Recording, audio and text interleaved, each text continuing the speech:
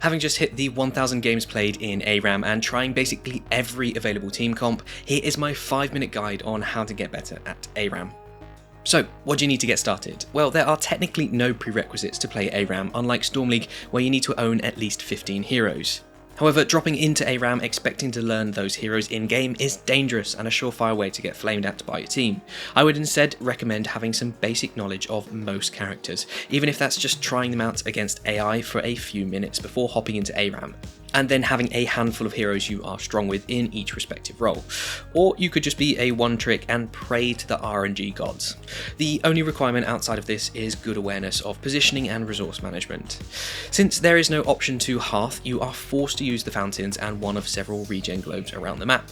Don't be shy to tap your fountain if you are at 2/3 or even 3/4 full health. Having a full health and mana pool before a potential team fight can turn the tide of the battle. Also, with regen globes, be careful when you grab these. In other words, if your team is posturing for a team fight and you disappear to get a globe, that's not a good idea. So if you are planning to get a globe, it's worth pinging your team. Their value is much greater if all 5 heroes can grab them. And finally, on select maps you will see mercenary camps. On the whole, these generally aren't that useful aside from the siege camps of Silver City. It can sometimes just be more effective to push lane yourself. However, if the team is going for theirs and the lane is already pushed, it might be worth doing the same with yours. Let's talk about hero selection. Each of your team is given the choice of 3 randomly selected heroes. The general rule of thumb is that if you are the only person to have a healer, then choose the goddamn healer, since it's almost impossible to rely on regen globes and fountains alone. Same goes for tanks in most situations. However, tank isn't as critical, I found, especially if your team is kitted with 4 ranged assassins and no healers. Tanks can therefore be outmaneuvered and end up feeding the enemy team. Then we have a few heroes that you should just insta-lock, unless, as previously mentioned, you have the only tank or healer. Here is a list of some of the broken heroes in ARAM. There are typically a couple of reasons why they are broken. The first is quests. Some heroes get quests that excel in prolonged teamfights, and many are open-ended, meaning you can technically scale infinitely, like Zul'jin, Valor, Falstad and Niltanis. Some heroes have excellent AoE abilities, Azmodan, Gazlo, Mephisto and Azebo, while healers in particular have strong AoE and even CC, Brightwing, Anduin, Alexstrasza, Malfurion. Once you have selected your hero, talent selection is also critical. Most of the talent builds applicable in standard games aren't effective here. Instead, abilities that strengthen CC, AoE damage and healing are critical. If you are a tank, then picking up armor or block abilities can be super impactful, and healers picking up cleanse is almost required. This is why Rhaegar is basically insta-picked because of the level 1 purge trait.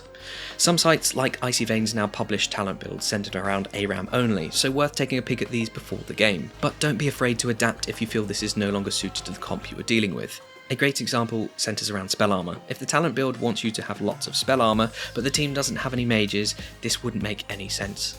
It's sad I even need to mention this next tip, but I have to, and it revolves around levers. Because of the nature of this mode and the RNG in hero selection, it is not uncommon for people to leave before the game even begins, and some leave within the first 2 to 3 minutes.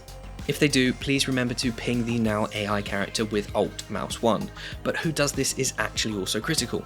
If it's a healer that's left, for example, it's a good idea for the tank to ping the AI.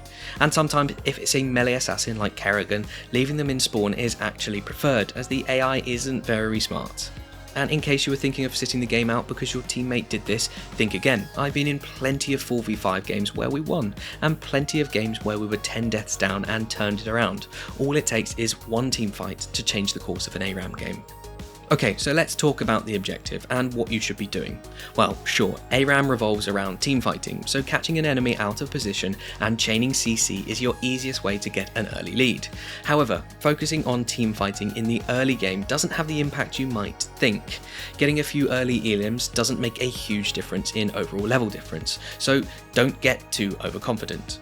Remember, there are still minions and XP to be had, so don't neglect talents and heroes that can push. I have been in plenty of games where we won every team fight, but simply couldn't outpush the enemy. As you progress through the game, the impact team fights have on overall chance of winning drastically increases. Getting a team wipe at level 20 could spell the destruction of a fort and even core, so if you can avoid getting wiped by sacrificing 1 or 2 players, you will be better off overall. There is no shame in running. And if you are the first person to respawn, please try to resist the temptation of getting too close to the enemy and dying. It will set you back to square one. So there we have it, how to get better at ARAM in 5 minutes. But what do you think? Is there anything I missed? Or what advice would you give to someone looking to get better at ARAM?